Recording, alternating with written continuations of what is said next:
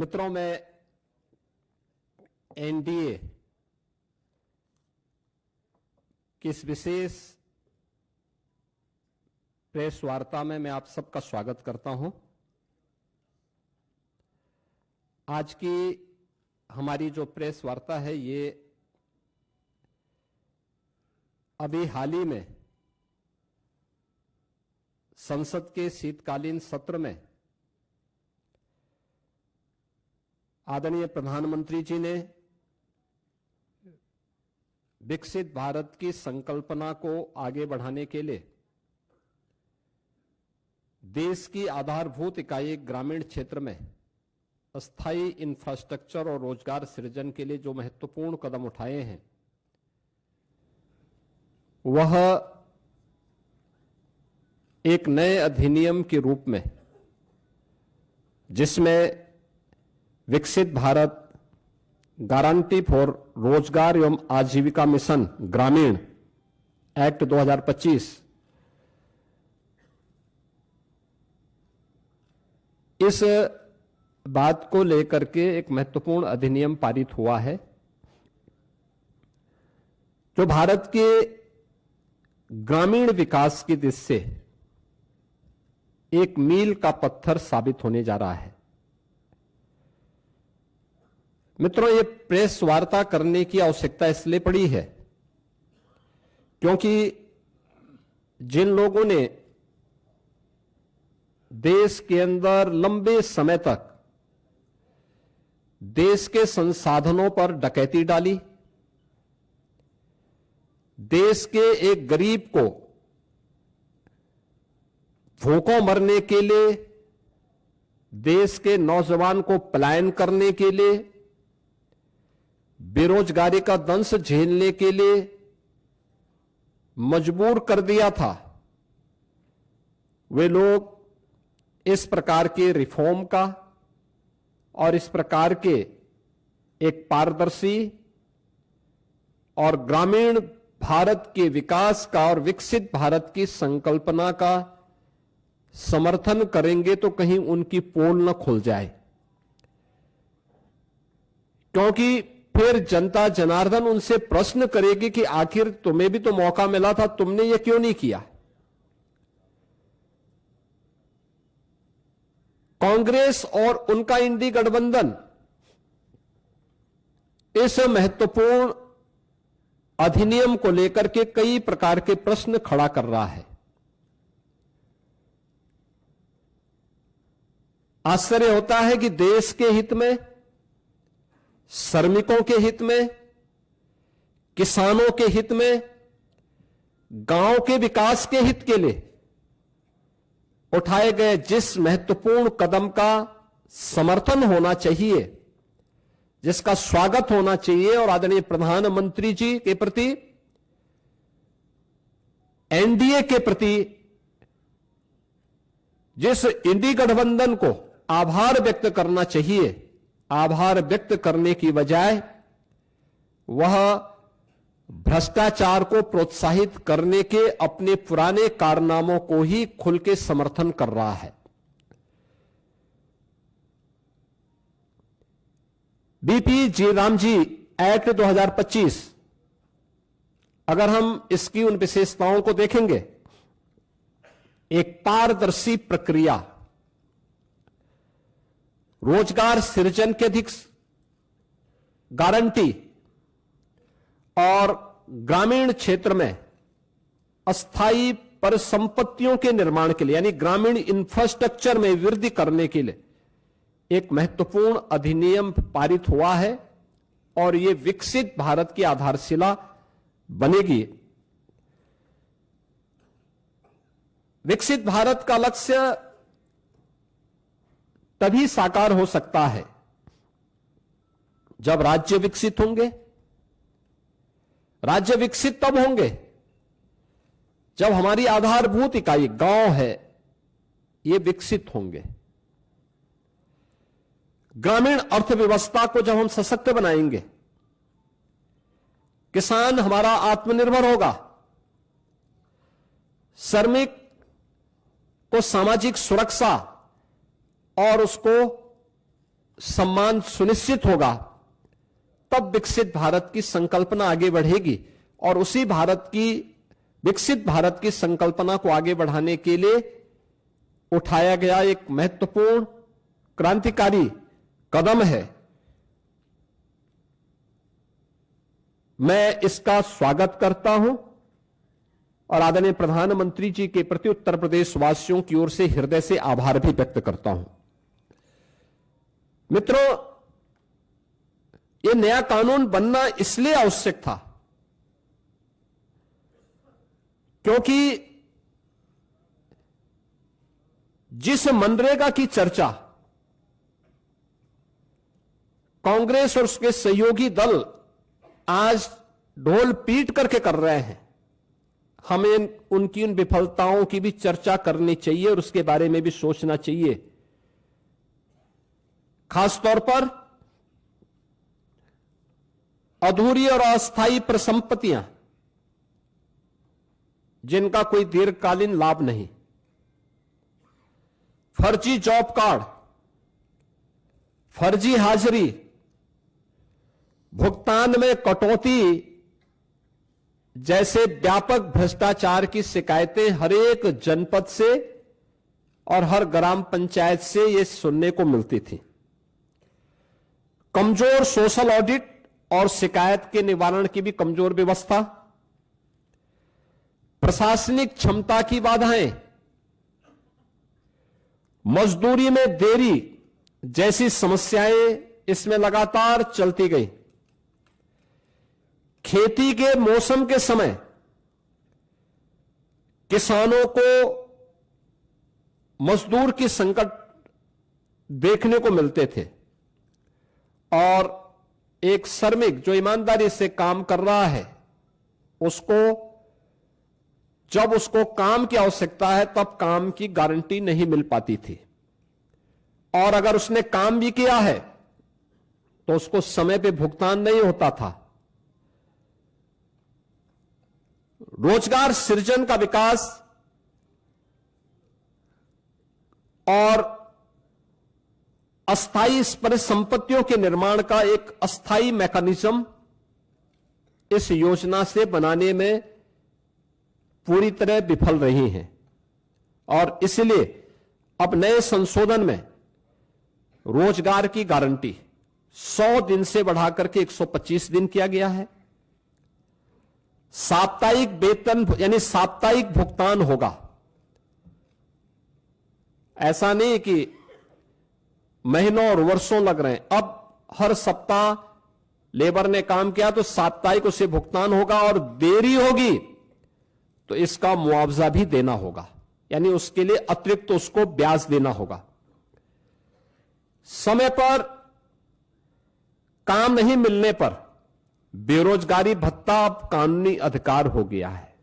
यानी अगर कोई व्यक्ति कहता साहब मुझे काम चाहिए और काम नहीं दे रही है ग्राम पंचायत, तो उसके बदले में उसको भत्ता की गारंटी होगी। खेती के मौसम में किसानों को मजदूरों की कमी न हो, इसके लिए राज्यों को बुआई और कटाई के समय 60 दिन तक कार्य का विराम देने का अधिकार भी राज्यों को दिया गया है। राज्य तय करेंगे कि कब खेतीबाड़ी का समय है, उस समय मनरेगा के कार्य स्थगित रहेंगे, खेतीबाड़ी के कार्य के लिए लोग पर्याप्त संख्या में लोग मिल पाएंगे, और 125 दिन की गारंटी वर्ष भर में जो भी कार्य करने के इच्छुक हैं उन श्रमिकों को प्राप्त होगा। किसान और मजदूर दोनों के हित इसके माध्यम से सुरक्षित रखने की गारंटी दी गई है। खोदने और भरने वाली कामों पर विराम होने से स्वाभाविक रूप से जिनके हित प्रभावित हो रहे हैं वो चिल्ला रहे हैं, क्योंकि गड्ढा खोदते थे फिर उसको पाटते थे। ये प्रक्रिया अब उनके हित प्रभावित हो रहे हैं तो स्वाभाविक रूप से उनका चिल्लाहट होना स्वाभाविक रहे। अब इसमें 4 श्रेणियां दी गई हैं जिसका निर्धारण ग्राम पंचायत स्वयं तय करेगी। एक, मनरेगा का उपयोग जो पहले होता था वह कोई अस्थायी परिसंपत्ति आप नहीं बना सकते थे, लेकिन अब विकसित भारत जी राम जी के माध्यम से हम अस्थायी संपत्ति का निर्माण कर सकते हैं और उसके लिए 4 प्रकार के प्रायोरिटीज तय की गई, प्राथमिकताएं जो तय की गई, श्रेणियां। एक, जल संरक्षण के लिए आप देख रहे होंगे ग्रामीण क्षेत्र में या शहरी क्षेत्र में अक्सर आप देखते हैं ग्रामीण क्षेत्र में बहुत सारे ब्लॉक को हमें वहां पर डार्क जोन के रूप में घोषित करना होता है। पानी की मात्रा बहुत नीचे जा चुकी होती है, कोई वहां पे अस्थायी व्यवस्था नहीं बन पाती है। अब इस योजना के माध्यम से जो मनरेगा में व्यवस्था नहीं थी, विकसित भारत जी राम जी के माध्यम से गारंटी दी गई है कि वह इसके माध्यम से जल संरक्षण की अस्थायी व्यवस्था क्रिएट कर सकते हैं, यानी रेन वाटर हार्वेस्टिंग की व्यवस्था, चेक डैम की व्यवस्था और उससे जुड़ी हुई अन्य सुविधाओं को वहां पे गांव में वो क्रिएट कर सकता है। ग्रामीण बुनियादी इंफ्रास्ट्रक्चर के माध्यम से वह इन चीजों को वहां पे विकसित कर सकता है, सड़क, नाली, इन सब का विकास कर सकता है। आजीविका संबंधी इंफ्रास्ट्रक्चर को भी इसके माध्यम से क्रिएट कर सकता है, खेल का मैदान बना सकता है, ओपन जिम का निर्माण कर सकता है।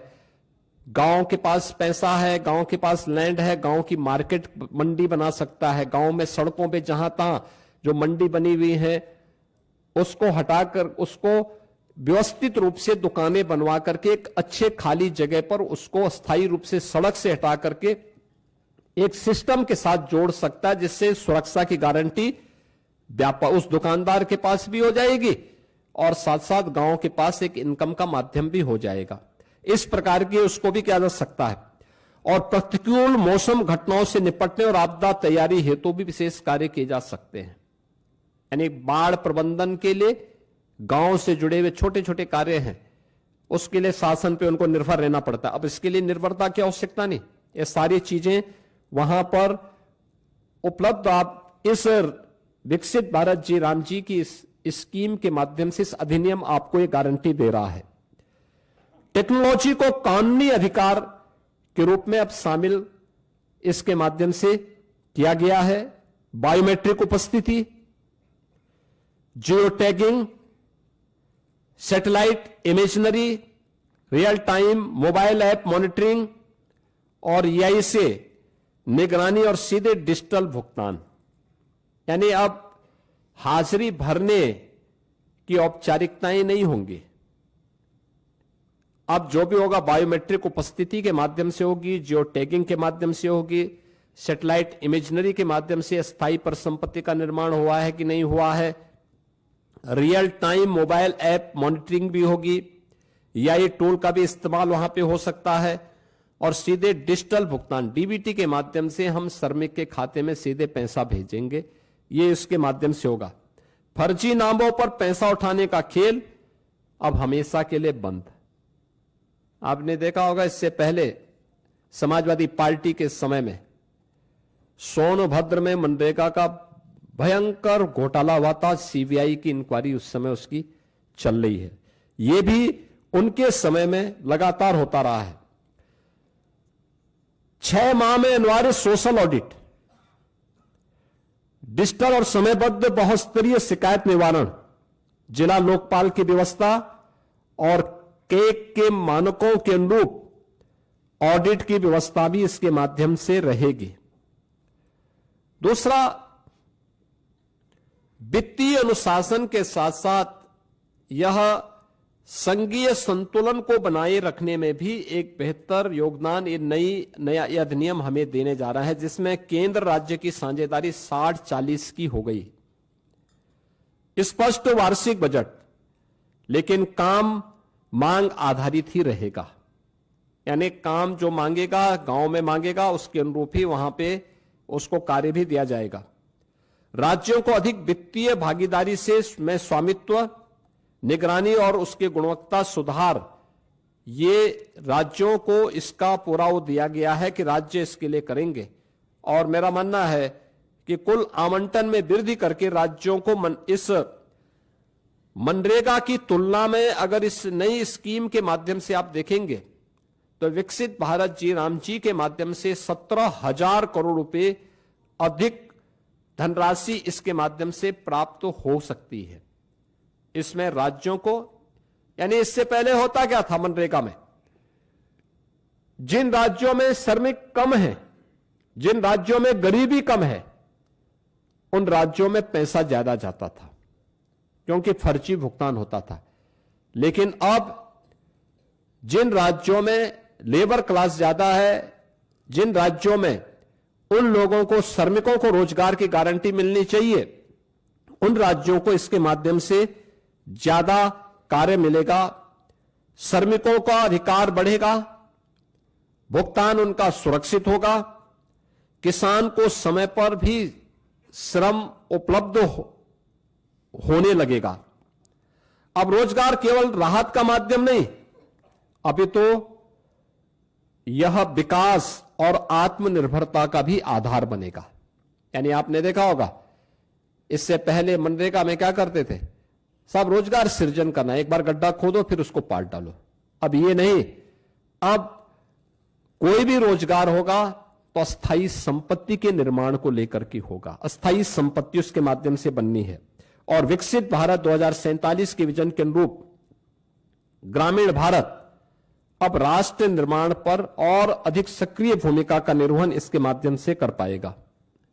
मित्रों, विकसित भारत जी राम जी की इस अधिनियम को पारित करने के लिए मैं आदरणीय प्रधानमंत्री जी का, केंद्रीय ग्रामीण विकास मंत्री माननीय शिवराज सिंह चौहान जी का, पूरे केंद्रीय कैबिनेट का हृदय से मैं आभार व्यक्त करता हूं।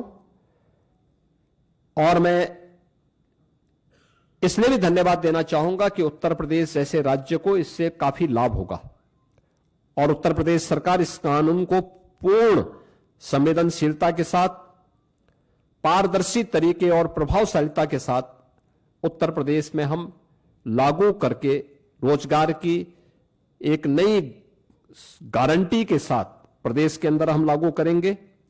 हमारा स्पष्ट लक्ष्य है, हर पात्र को समय पर काम, हर गांव में टिकाऊ परिसंपत्तियां और हर श्रमिक के जीवन में सम्मान, सुरक्षा और खुशहाली हर हाल में प्राप्त होनी चाहिए। और आदरणीय प्रधानमंत्री जी के इस विजन के अनुरूप हम उत्तर प्रदेश के अंदर इसे प्रभावी ढंग से लागू करेंगे। और मैं फिर इस बात को कह सकता हूं कि विकसित भारत जिनकी संकल्पना में नहीं है, श्रमिकों का हित और किसानों का हित जिनके एजेंडे में कभी नहीं रहा है, ग्रामीण भारत का विकास हो और हर नागरिक को सम्मानजनक जीवन जीने का अधिकार मिले, ये जिनके एजेंडे में कभी नहीं रहा है, वे लोग तमाम प्रकार की भ्रम की स्थिति पैदा करना चाहते हैं और वही लोग इसका दुष्प्रचार भी कर रहे हैं। विकसित भारत जी राम जी का यह अधिनियम भारत के श्रमिकों के लिए, भारत के किसानों के लिए, भारत के ग्रामीण भारत के विकास के लिए एक मील का पत्थर साबित होगा। और उत्तर प्रदेश सरकार इस अधिनियम का समर्थन करती है और इसको पूरी प्रभावी तरीके से लागू करने के लिए अपनी प्रतिबद्धता को दोहराती है। धन्यवाद जी।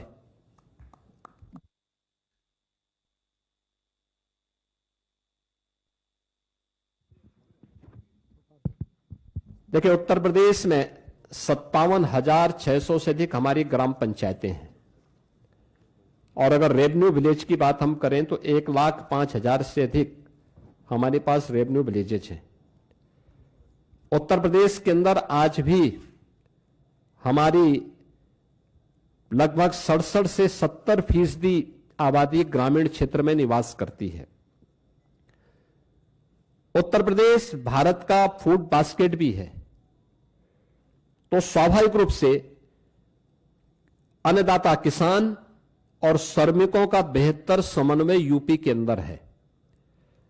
खेती के समय श्रम बल, खेती के कार्यों को संपादित करने और देश का पेट भरने के लिए अन्न उत्पन्न करेगा। जब खेती बाड़ी का समय नहीं, उस समय 125 दिन की गारंटी उसको वहां पर कार्य करने के लिए, यानी महीने में 25 दिन, 5 महीने तक लगातार उन लोगों को यह कार्य प्राप्त हो सकता है और इसको लेकर के हम कार्य करेंगे। दूसरा, इसके माध्यम से उत्तर प्रदेश के उन श्रमिकों को और कार्य मांगने वाले हर एक उस नागरिक को एक तो अच्छा मानदेय मिल पाएगा, ग्रामीण क्षेत्र के इंफ्रास्ट्रक्चर को डेवलप करने में हमें मदद मिल पाएगी, और गांव के लोग जो हमेशा इस बात की शिकायत करते हैं कि हमें सड़क चाहिए, हमें नाली चाहिए, हमें यहां पे इंटरलॉकिंग का कार्य चाहिए, हमें खेल का मैदान चाहिए, हमें इन कार्यों को करना है। अब ये सभी कार्य इस नई अधिनियम के अंतर्गत विकसित भारत जी राम जी के माध्यम से गांव के अंदर इस अस्थायी परिसंपत्ति का निर्माण किया जा सकता है। आपदा नियंत्रण को भी इसके माध्यम से दूर करने के लिए जो भी अस्थायी इंफ्रास्ट्रक्चर वहां डेवलप होना है, या गांव की इनकम को और गांव को आत्मनिर्भर बनाने के लिए भी जो अस्थायी वहां पे इंफ्रास्ट्रक्चर देने हैं, जैसे मैंने कहा मंडी का निर्माण हो सकता है, मॉल बन सकता है। बहुत सारे ग्राम पंचायतें ऐसी हैं जो बड़ी बड़ी ग्राम पंचायतें हैं, अच्छी आबादी है, 10-10 हजार की आबादी है, उनका अपना छोटा सा मार्केट है, लोग अपनी आवश्यकताओं की पूर्ति के लिए वहां आते हैं, उनके पास परिसंपत्तियां हैं। इस पैसे का उपयोग करते हुए हम वहां पे मॉल बना सकते हैं जिसमें नए रोजगार के सृजन भी हो सकते हैं, ग्राम पंचायत उसके माध्यम से आगे बढ़ेगी। तो उत्तर प्रदेश इस दिशा में बहुत अच्छी प्रगति करेगा और उत्तर प्रदेश इसका सर्वाधिक लाभ लेने वाले राज्यों में होगा।